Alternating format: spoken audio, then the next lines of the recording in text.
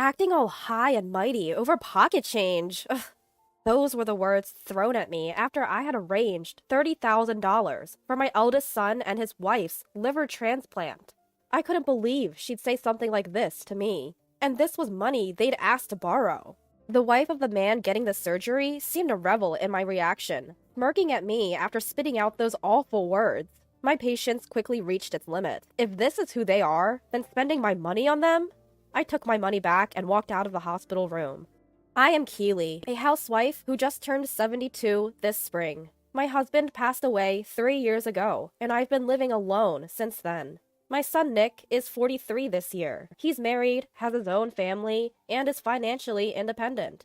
I'm living quietly alone in the countryside, relying on my late husband's pension. I'm used to the rural life, but sometimes it gets a little lonely at this age. I've asked Nick to visit when he has time, but he's often too busy with work to make it.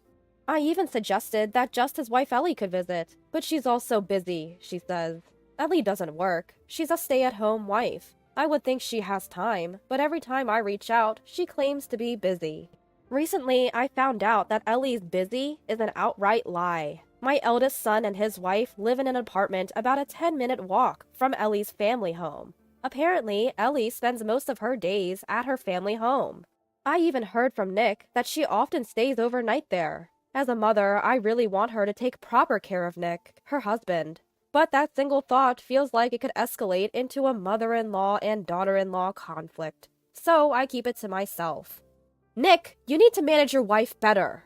I feel like Ellie has a bit of control over my son, and Nick is completely smitten with her. He seems to excuse everything she does. Even during New Year's, they don't visit, which makes me think Ellie is intentionally avoiding this place. I'm concerned, but I also don't want to stir up trouble between them. So I've decided to hold my tongue. At this time, I was still thinking that as long as I keep quiet, everything would be fine. This is how our distant relationship was, until a sudden event changed everything. I heard that Ellie got sick and had to be hospitalized. It turns out her condition is serious, and she needs surgery, according to Nick. Although I don't know much about the illness, she apparently needs a liver transplant. Hearing liver transplant, my voice left me. I can't help but worry about how hard it must be for Ellie. Liver transplants aren't only expensive, but they also require a donor. I'll visit her. Planning to visit her as soon as the next day, I told Nick. However, he quickly said, "You don't have to come." He explained that she had just been admitted and wasn't settled yet. Rather, there's something I want to ask you. Nick said that first. It's been a long time since my son asked me for a favor. I listened, wondering what it was, and it turned out to be about the surgical expenses. Apparently, the liver transplant surgery, post-op treatment, and hospitalization will cost close to $30,000. Sure, $30,000 is a lot of money. However, I know that my son earns a better-than-average salary. On top of that, they don't have children. I assumed they would have saved up that much by now. You can afford it, can't you? You guys don't have any savings? We just bought a new apartment, so our savings are depleted. He hesitates as he says it. I had no idea they had moved into a new apartment. I was shocked to learn about this for the first time today. It's unbelievable that they changed their address and didn't even tell me, their own mother. What? You moved? Bought an apartment? Why am I hearing about this now? What were you thinking? I couldn't help but raise my voice. My son quickly says, "We've been busy, and I meant to tell you." But I think he deliberately kept it from me. Maybe he thought I'd visit if he told me they bought a new place. I'm not feeling great about this. And yet, turning down my son's request is also difficult. I let out a small sigh. Will $30,000 cover it? I have a nest egg from when my husband was still alive, and my survivor benefits are more than enough for me to live on alone. It's enough. Sorry, Mom. All right, I'll bring it over this weekend. At my words, Nick visibly relaxes. He must have been really desperate, but I wonder why he didn't consult with Ellie's parents first, given that he's always hanging out there. My son might not have wanted to consult his in-laws. I have various thoughts, but for now, I want Ellie to recover after the surgery. That's all I was genuinely thinking. Although it might sound presumptuous, I was thinking, if this $30,000 saves Ellie, I went to see my son and his wife for the first time in a long time over the weekend. I thought it best to bring the money directly to the hospital where Ellie is staying, so I arranged to meet Nick there. Even after informing him that I had arrived at the hospital, Nick took a while to show up. I waited for about 15 minutes. "Did you bring it?" That was the first thing he said when he finally appeared. I thought there would be more to say, but I guess the situation was just that urgent. As I handed over the bag containing $30,000, Nick snatched it from my hands. Quickly confirming its contents, he said, "You can go home now." What? I was taken aback. His attitude, essentially telling me to leave after handing over the money, was irritating, even for me. Even if he's worried about Ellie's condition, this is no excuse for such rudeness. I guess my displeasure showed up on my face. Nick looked at me and clicked his tongue. "What's the big deal? We're going through a lot here. Don't expect anything in return." Nick looked at me and clicked his tongue, yelling at me out of nowhere. I'd never been yelled at by my son before. He was always such an obedient child. I stared at him in disbelief. Ever since Ellie became his wife, it feels like his personality has changed. The Nick glaring at me with an intense expression was someone I didn't recognize.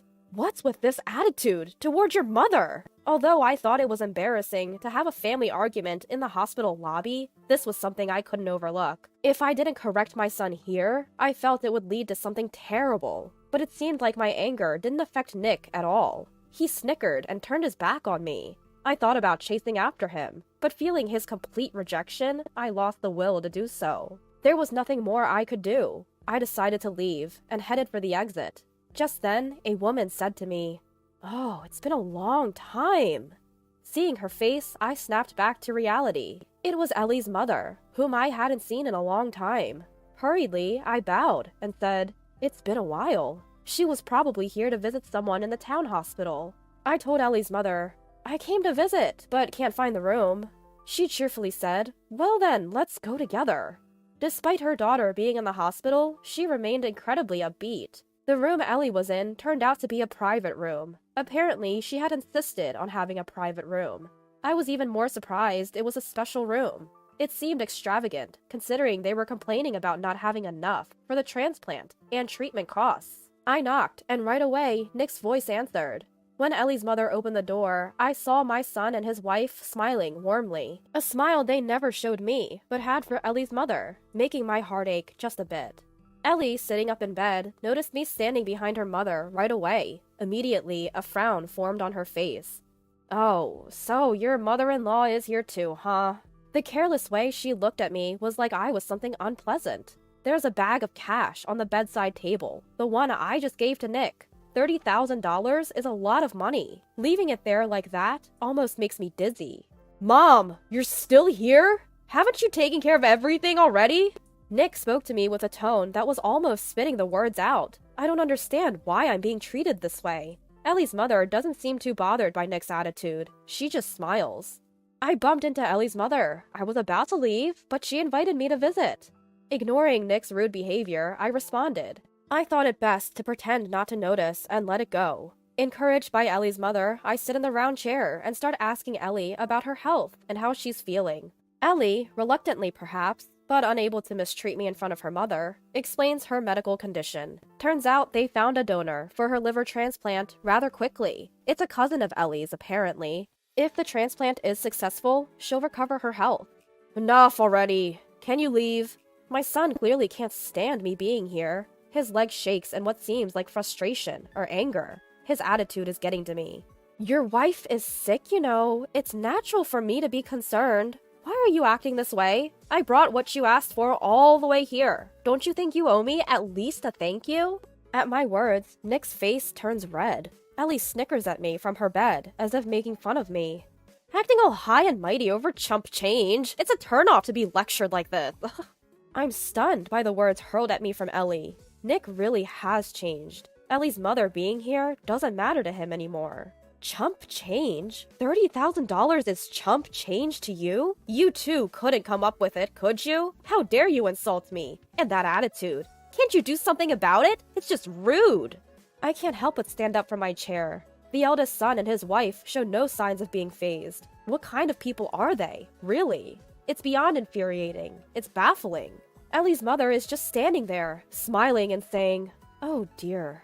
Maybe she's just clueless, but I think she's also a bit out of touch with reality. The eldest son and his wife continue to call me stingy and a penny pincher. If I just listen in silence, they'll say whatever they want, even digging up things from the past. I take a deep breath.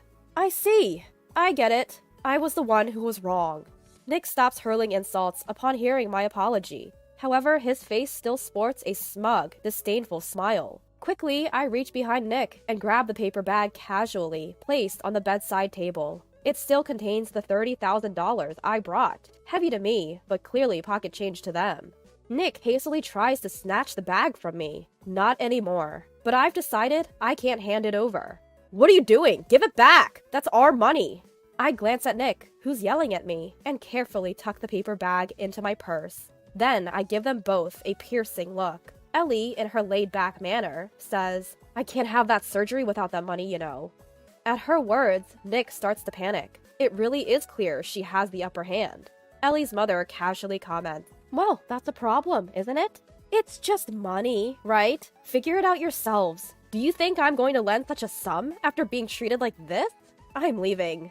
I declare to my son that I won't be lending the money. Ellie's mother then turns to my son, smiling. What will you do? Your wife is in a tight spot. But her eyes aren't smiling. Nick's face pales in an instant.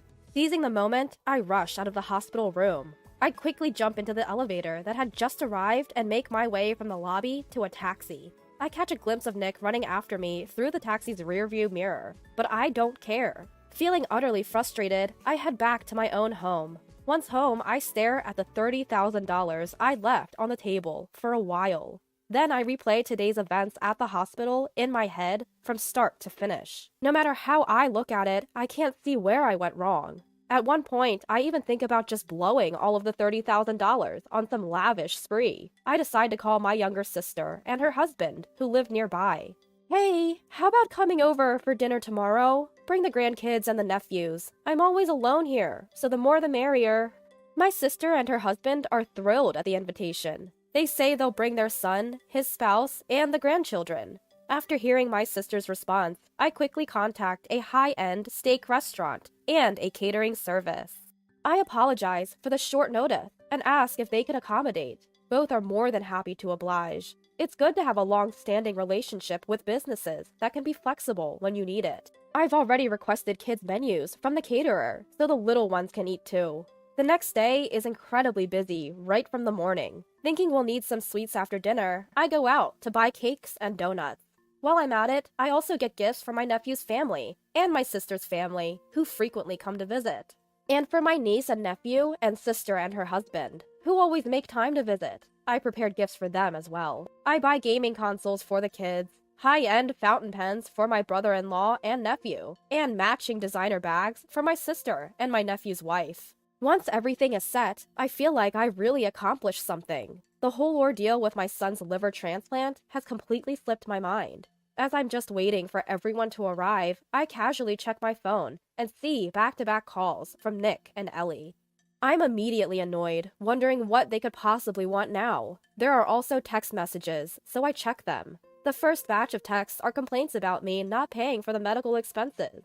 But as I read on, the messages turn into nothing but whining. By the end, they're downright begging. I sighed and called Nick on his cell phone. Surprisingly, he answered after just one ring. Mom, why have you been ignoring my calls? I was stunned to hear that as the first thing out of his mouth. Really, Nick? You're the one who usually ignores my calls, you know. As we spoke, the events of yesterday flashed back into my mind, making it hard to contain my irritation. When are you bringing me the $30,000? I'm in trouble here since you took it back yesterday. I was disappointed and saddened by my son's consistently aggressive attitude. I wondered when he'd changed so much from the sweet, considerate child he once was. While I remained silent, Nick started berating me again. By the second time, I found myself listening more calmly. Besides, the things Nick was saying sounded like childish complaints. All you do is call me stingy and say you're not fulfilling your role as a mother-in-law. None of it resonates with me. I felt indifferent just listening to him. I heard all that yesterday. Why don't you accept help from Ellie's parents instead? You're close with them, aren't you? Plus, Ellie isn't their biological daughter. I'm sure they'll help. I interrupted Nick's ongoing tirade. If I didn't, it seemed like it would never end. I was also becoming suspicious of Ellie's mother, who was just smiling in the hospital room yesterday.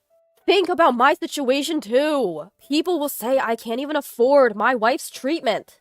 You're the one who called it pocket change, right? And for the record, I used that money. There's hardly anything left. Nick was left speechless on the other end of the line. He reacted to the news that there was little money left. Why did he treat me like that when he's clearly desperate? I couldn't help but wonder. Just sort out the liver transplant fees on your own. Don't involve us. I made myself very clear. Please relay that to your wife as well. I cut off the call, feeling like I had just tossed out a parting shot. I didn't want my emotions to get the best of me. Even if he's rotten, he's still my son. As a parent, I want to help him. But his attitude yesterday was unforgivable. If both of them had apologized, maybe I would have reconsidered. But there was no apology at all. This makes it impossible to forgive them. Just after hanging up with Nick, I got a call from Ellie. I pick up the phone, ready to settle this once and for all. Mother-in-law, this is terrible. My life is on the line. Do you understand that? As soon as I pick up, her condescending tone irritates me. If her life is on the line, she should be more humble. I told Nick too. Instead of borrowing money from me, wouldn't it be simpler for your parents to help you out, Ellie? I tell Ellie the same thing I told Nick. Ellie scoffs at my suggestion. Seems like she really can't humble herself before others. Then she starts talking about how if I don't lend them $30,000, Nick will be in a bad position. Basically, she's saying she doesn't care if Nick becomes uncomfortable at her parents' house. Honestly, what she's saying almost feels like blackmail. Listen, Ellie, I'll make it clear today. I don't know why you're avoiding me. You didn't even tell us about moving to the new house, and you never visit. I don't feel like you're really part of our family. Ellie listens in silence. I don't want to say this, but can you really call yourself a daughter-in-law? You only reach out when it's convenient for you, and then you greet me with this disrespectful attitude. I don't want to hear your old-fashioned views on daughter-in-law and mother-in-law relationships right now. Just bring the money for the treatment, okay? Ellie has a short temper and gets very angry. She yelled at me over the phone. The angrier Ellie gets, the calmer I become. Raising your voice won't help. Besides, that money is already spent, and there's not much left. It may be pocket change to you, but it matters to me. Ellie gasps at the mention of the dwindling funds. I guess spouses do become alike when they spend a lot of time together. Then what should I do? We found a donor! All we need to do is make the payment! We're running out of time! Her last words were almost a scream. Hearing her, I felt no inclination to help. Figure it out yourselves. Ask your parents or something. They may lower their heads for you, even if I won't. I'll pray for a successful surgery from here. I hung up after saying that.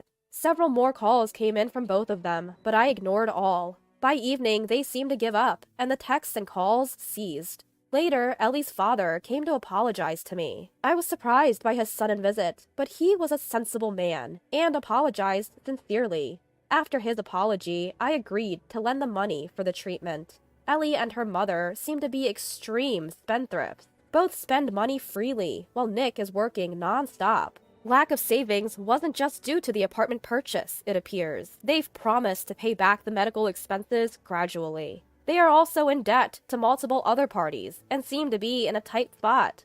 But the surgery was successful, so I'll wait for them to get back on their feet and pay me back. Their relationship as a married couple seems to be on the rocks due to money issues. They have shared debts and can't afford a divorce, so they continue to live separately within the same home. Nick informed me they will divorce once the debts are paid off. I've decided to do a major renovation on the house where I now live alone. The suggestion came from the nephew and his wife who had invited me to that lavish dinner that day. Since then, they have visited me like real sons would, and the house is lively with the sound of kids on the weekends. Living alone doesn't feel lonely anymore, and I believe the $30,000 I spent that day was well worth it.